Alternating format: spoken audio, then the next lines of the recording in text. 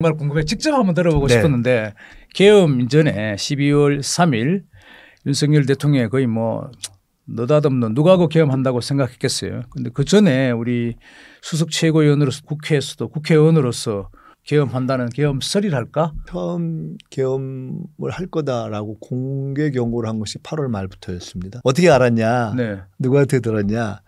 일각에서는 언론에서 저기 뭐 군에서 들었다 아니면 미국이 가르쳐줬다더라 김민석한테 이런 미국 얘기. CIA가 가르쳐준 거 네, 아닌가? 그런 얘기도 들었는데 네. 그렇게 좀 친절하게 가르쳐줬으면 저희가 좀 더 쉬웠을 텐데 사실은 그것이 아니고 김영현 전 국방부 장관이 경호처장을 하다가 어느 날 갑자기 국방부 장관 됐다는 뉴스를 우연히 그날 들었는데 제가 저희 옆에 있던 사람한테 아니 왜 저 사람을 임명했지? 왜냐하면 아시다시피 그 이후에도 보지만 김영현 씨가 그렇게 유능한 군인이 아니거든요. 그리고 뭐 경호를 한 사람이 갑자기 국방장관을 하는 게 우리 일반인이 생각하면 뭐 그럴 수도 있겠다 싶은데 그게 좀 통상적이지 않는 모양이죠. 충안고 선배라는 거 외에 훌륭한 점을 찾기가 어려운 분인데 그 시점에 더구나 경호를 잘한 것도 아니고 네. 용산 청와대에서 용산 옮기는 책임자였는데 청와대에서 용산 옮겨서 미국한테 도청 뚫리고 북한한테 드론 뚫리고 네. 풍선 뚫리고 다 뚫려서 정상적이면 잘렸어야 될 뿐이죠. 근데 그렇게 되는 걸 보고 그게 뭐지? 그런 질문에서 시작한 겁니다. 그리고 스스로 자문이 어떤 너무 이상해서 왜 그러지? 왜 자기랑 가장 가까운 사람을 갑자기 자리에 안 맞는 국방부 장관에 갖다 놨지?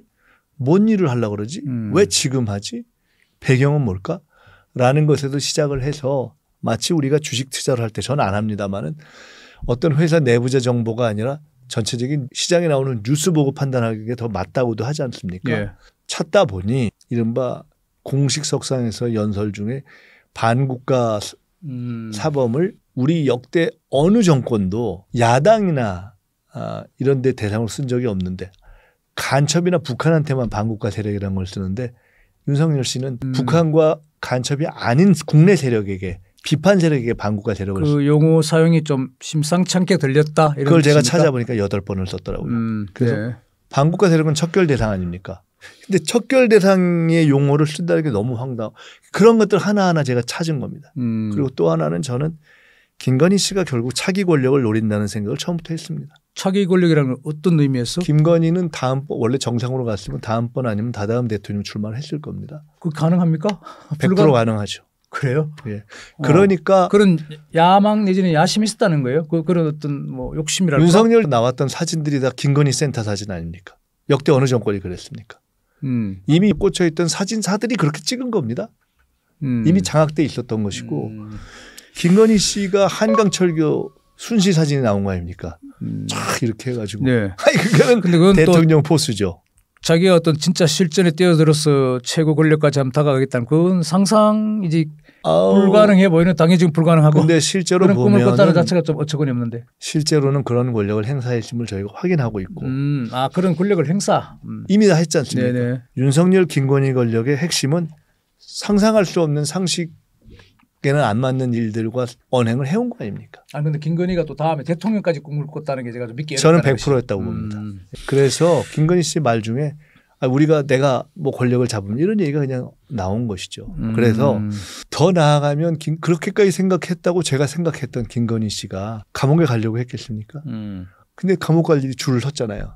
절대 감옥에 안 가겠다라고 하면 길이 없는 겁니다. 자, 그래서 정상적인 방법으로는 이미 1년 이전부터 정권교체율이 높았습니다. 그런데 정권교체를 무슨 수로 막습니까? 국민이 선거를 하는. 근데 그걸 막을 수 있는 방법은 선거 아닌 방법으로 하는 수밖에 없죠. 어떤 형태로든 권력을 유지하고 싶다. 절대 감옥에 가기 싫다라는 큰 베이스에다가 네. 아까 말씀드렸던 근데 그것을 하기 위해서 수단이 뭐가 있지? 이런 것들을 찾아보고 그런 수단을 하기 위해서 이 권력의 어떤 핵심 세력들을 옮겼나 하는 것들을 찾아보고 그렇게 하나하나 짚다가 몇 개의 구체적인 첩보까지도 저희가 접근을 하는 겁니다. 예를 들어 그 이후에 나왔는데 원래는 모이면 안 되는 방첩사령관, 정보사 사령관 등등 셋이 수도방위사령관 모이게 할 수 있는 권한이 없는 김영현 씨가 경호처장일 때 비밀리에 국방장관 이전일 때 국방장관에게 보고도 안 하고 그렇게 모았던 기록을 찾은 겁니다. 저희가 그리고 그거는 그 전에 첩보 형태로 알아냈다는 거예요? 원래는 몰랐죠. 네. 근데 그렇게 하는 과정에서 보통 같으면 넘어갔을 일을 짚은 겁니다. 그리고 그런 과정에서 충암파인 또 이상민 전 행안부 장관이 그 여인영 씨 부대를 방문했던 것도 나왔고 이런 등등 퍼즐을 맞추게 된 겁니다. 문제의식에서 출발해서 논리를 구축하고 큰 자료를 파악한 후에 디테일을 밟히는 과정에서 몇 가지 첩보를 얻어서 그 첩보들을 갖고 짚은 거죠. 그래도 국정감사에서 그걸 던졌는데 반론을 못하다가 사실은 처음에 저희가 계엄 얘기를 던졌을 때 윤석열 일주일 동안 답을 못했습니다. 나중에 들어보니까 너무 놀랬다 그러더라고요. 그러니까 그 정보가 그들이 생각할 때는 얘들이 어떻게 알았지? 어디까지 알지? 그래서 처음엔 반론을 못했는데 그래 나중에 반론이 일주일에 나오기 시작한 게 국회의원들 모여서 해제하면 끝인데 뭔 소리냐 이렇게 했었지 않습니까? 실제로 국회의원들이 모여서 해제할 수 있죠. 근데 문제는 뭐냐. 국회의원들 못 모이게 하면 끝이거든요. 그래서 실제로 의장하고 원래 체포 대상이 다 그런 거 아닙니까? 모이게 하는데 있었던 사람들 다 잡아 넣으려고 한 건데 하늘이 도우셔서 그분들이 좀 무능해서 안 잡히고 저희가 막을 수 있었습니다. 이건 좀 불편한 얘기일 수도 있는데 조희대 대법원장이 이제 이재명 후보의 그 선거법 재판을 무죄 파기 환송한 것에 대해서 민주당 측에서 좀 사법 쿠데타 당에서 그렇게 했었습니다. 그렇게 주장하는데 좀 그걸 쿠데타까지 민주당이 좀 정의하고 나설 필요가 있을까? 저 사법 쿠데타였다고 봅니다. 그래요? 조희대 대법원장은 100% 잘못했다고 보고 물러나야 된다고 봅니다. 정상적인 형사법 절차에 정해진 시간에 늘 과하게 과속으로 처리를 했고 그 과정에서 이미 드러났지만 해당 지금 대법관들 윤석열 씨에 의해서 임명됐던 10명의 대법관이 해당 사건의 기록을 다 철저하게 숙지해서 보지 않았다는 것이 이미 드러나고 있고 그런 등등의 이유로 해서 문제 제기한 것에 사실은 반론을 못할 만한 결정을 한 겁니다. 그에 대한 국민의 판단이 이미 이건 조희대 대법원장과 조희대 대법관이 잘못했다는 판단을 한 겁니다. 정치적 결정을 한 것이죠. 그런 점에서 결국은 만약 그것이 정말 옳았다면 그렇게 파기환송한 2심 재판부가 파기환송 고법 재판부가 버텼어야죠.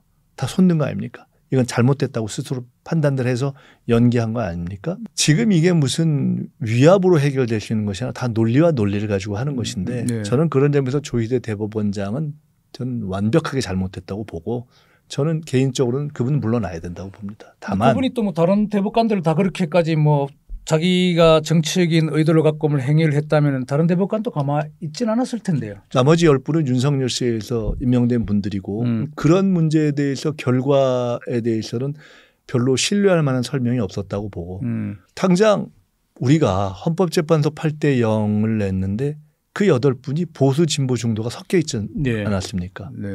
그런데 다 보수 진보 중도 색깔이 다르지만 하나의 결정을 냈지 않습니까? 지금 이번 대법원 판단에 대해서는 강력한 소수 의견이 존재하지 않습니까? 그리고 그에 대해서 설명할 만한 어떤 납득할 만한 설명이 국민을 납득하지 못하고 있기 때문에 일단 그에 대해서는 저는 대법원이라고 해서 다 신성불가침이 아니기 때문에 비판할 수 있다고 보고 저희는 비판한 겁니다. 그 비판한 것이고 다만 그 비판을 한 것에 대해서 이번에 이제 저희가 이런 결정도 했습니다. 그러면 앞으로 이걸 어떻게 개선할 것인가에 대해서 국민들이 여론에도 드러나지만 조희대 대법원장 잘못했다. 그 결정 잘못됐다. 그렇지만 그럼 어떻게 대법원의 결정을 개선, 시정하거나 변화시킬 것인가에 있어서 최근에 논란이 또 됐던 그러면 대법관의 숫자를 확 늘리자. 또는 아예 법원 경험 없는 사람도 넣자. 비법조인을 뭐 대법관에 임명할 수도 있다. 개인적으로 제출됐었는데 그것에 대해서는 국민들이 다 동의하는 것들은 저희 당내에서도 다 통일돼 있지 않습니다. 그래서 어차피 통과시킬 것도 아닌데 후보도 자기는 생각이 다르다고 했고 저도 개인적으로는 생각이 다릅니다. 저는 그거는 조금 무리라고 봅니다. 제가 그래서 여쭤보고 싶은데 미리 말씀을 하시네요. 네. 저는 조희대 대법원장 잘못됐고 물러나야 될 뿐이라고 보지만 그렇다고 해서 대법관을 또 더 늘려야 된다고 봅니다. 근데 현실적으로 100명으로 늘리는 게 가능하겠느냐. 전 좀 무리라고 보고 그다음에 비법조인도 대법관에 넣는 것이 좋겠느냐.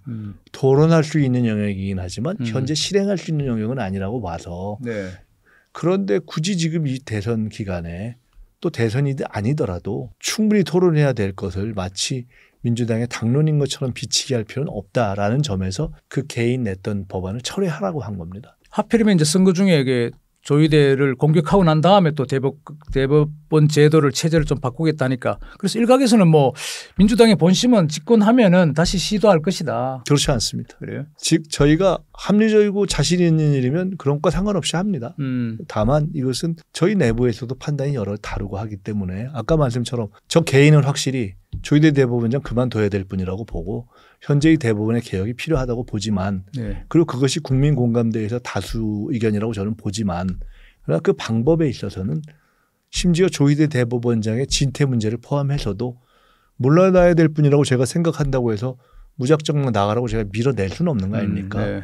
그렇게 무식하게 할 생각도 없고 그런 것에 대해서는 합리적으로 해야죠. 그래서 그 부분에 대해서는 저희들이 다 법과 절차에 맞게 하고 국민의 판단에 따라서 하는데 제일 근본은 그런 문제는 법원에서 알아서 해라. 법관들이. 이게 좀 민주당의 어떤 이재명 후보의 그럼 지지세가 좀 정체되어 있는데 이런 사안은 또 미미하지만 좀 제가 보기에는 마일리지 그러니까 후보의 어떤 지지도를 올리는 부분에 조금 역행했다고 보는데 이런 발언들은. 민주당과 이재명 후보의 지지도는 더 올라가기가 쉽지 않습니다. 천장이죠.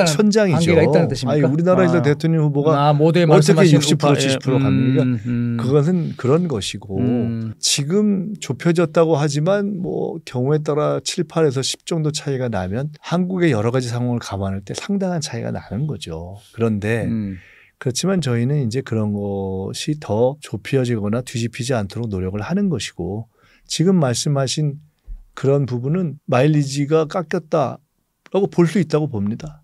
그래서 그렇게 때문에 저희들이 이번에 처리하는 것이 좋겠다고 할 수도 있고 또 꼭 그런 득실을 떠나서도 맞지 않는 것 같다고 생각하니까 그렇게 한 것이죠. 이걸 한번 여쭤볼게요. 우리 계엄 부분에 대해서 이제 워낙 많이 또 그런 포착하는 능력도 쓰시고 또 그런 정보력도 있으신 것 같은데 이 계엄 이후에 좀 묘한 상황이 됐잖아요. 이건 예를 들면 민주당은 도저히 동의하기 어려운 부분인데 아니 정말 그래 뭐 탄핵을 그렇게 남발하면 대통령 밤에 잠시 계엄 선포해서 뭐 좀 급주려고 했는데 계몽시키려고 했는데 그게 뭐 나쁘냐 탄핵을 남발하고 또 이상한 입법 법안을 통과시킨 당신들이 너네들이 더 나쁘지 않느냐는 그렇게 말씀할 수 있죠. 일반인 총량적으로 그렇게 말씀하실 수 있다고 봅니다. 특히나 이제 보수 정치를 지지하거나 국민의힘을 지지하는 마음이 있었던 분들은 그렇게 생각을 하시고 싶을 수 있죠. 근데 야, 술 마시면 하다가 좀 말도 실수할 수 있고 또 비틀거릴 수도 있지라는 것과 야, 술 마시고 음주운전에 사람 치워 죽여도 되냐? 이건 전혀 다른 문제죠. 술 마시고 취했다고 음주운전하는 걸 다 봐주자면 이 나라가 돌아가겠습니까? 그리고 그것은 나 알고 보면 민주주의 하려고 계엄했어라는 말도 안 되는 얘기가 똑같은 것이기 때문에 팩트로 봐도 윤석열 씨가 계엄령을 뭐 민주당이 계속 그렇게 해서 그랬다라고 하지만 민주당이 그때까지 냈던 탄핵안 가운데 실제로 탄핵된 숫자는 2명, 3명이 지나지 않습니다. 그러니까 직무정지는 되고 해서 좀 괴로웠을 거 아닙니까? 현 정부로서는 당장 뭐 그럴 수 있죠. 그런데 그만한 정도의 일을 했으니까요. 그리고 그것이 적어도 저희는 헌법과 법률에 어긋나서 한 건 아니니까요. 국회가 아니 뉴라이트의 독립기념원과 아무도 상관없는 사람을 독립기념관장을 시키는 그런 정권에 대해서 야당이 할 수 있는 일이 뭐가 있습니까? 그러면 그에 대해서 잘못되면 대통령은 대통령으로서 또 정치적 대응을 하면 되는 거죠. 근데 나 기분 나빠서 밤마다 술 먹었다고 해서 그걸 밖에 차 몰고 나가 사람을 친다? 그게 대통령이 할 수 있는 일은 아니죠. 주장에는 각자 일리 있으나 총량으로 따질 땐 그 비교할 수 없는 부분이 있다는 거예요. 저는 그건 총량의 문제가 아니라 양적 비교가 불가능하다고 봅니다. 질이 다른 문제입니다. 술 먹고 사람 치는 문제와 약간 비틀거리는 건 전혀 다른 문제이기 때문에 상호 책임이 있다라는 양비로는 저는 절대 용납하면 안 된다고 생각해요. 그런 건 민주주의를 파괴하는 반논리라고 생각합니다. 그러니까 대구 경북에서 지금 이재명 후보가 30% 이상 득표한다면 이건 대세는 완전히 장악될 수 있다. 승리는 따놓은 당상이다 이런 분석도 나오는데 지금 뭐 좀 그럼 너무 좋죠. 어떻게 보시는지. 그럼 너무 좋고요. 미세하게 어떻게 대구 경북 이렇게 사실 저희가 적어도 분위기가 옛날처럼 이재명이 민주당 얘기는 하지도 말아라 이런 단계는 아니지 않는가라고 저희는 주관적으로 느낍니다. 주관적으로 좀 또 저희가 더 좋게 느끼고 싶어서 그럴 수도 있죠. 그렇지만 안 찍던데 손 가기는 쉽지 않거든요. 부산 경남 PK는 심지어 PK 지역 출신의 민주당 대통령이 2번 나와서 예. 거기는 시장도지사를 다 민주당이 해본 데 아닙니까? 그런데조차도 분위기 좋다가 막상 표 떨어져 본 경우에 저희가 많아서 TK가 분위기가 좀 낫다고 해도 이게 당일날까지 갈까? 저희는 사실은 바짝 쫄아 있습니다. 그래서 좀 찍어주십시오 하는 말씀을 드리겠습니다. 이건 뭐 워낙 교과서적인 질문일 수도 있는데 우리 뭐 양극화니 뭐 우리 한국에서는 뭐 좌파 우파 그리고 뭐 보수 진보 뭐 세대 간의 좀 갈등, 빈부 격차, 뭐 남녀 갈등 뭐 여러 가지가 있지 않습니까? 만약 이재명 정권이 들어선다면 이런 부분은 좀 기조를 할까? 어떻게 좀? 첫째는 우리 사회가 이제 바뀌었다고 저는 봅니다. 세상이 바뀌었고 이제는 다들 우리가 옛날식으로 얘기하면 다들 머리가 굵어졌고 온 국민의 힘이 이제 다 커졌기 때문에 집단지성의 시대가 돼서 옛날처럼 누가 막 시켜서 되는 것도 아니고 재미난 말씀 한 말씀만 드리면 계엄 얘기를 했을 때 제가 계엄 경고를 할 때 어떤 분이 찾아와서 군을 잘하는 젊은 분이요. 자기는 100% 계엄할 거라고 본다는 거예요. 그래요? 군 전문가였어요. 근데 저한테 근데 만약에 지금 계엄령을 내리면 지금 사병들이 어떻게 할 것 같아요? 이렇게 물어보더라고요. 예. 내가 사실 알 수가 없잖아요. 답이 끝내줬습니다.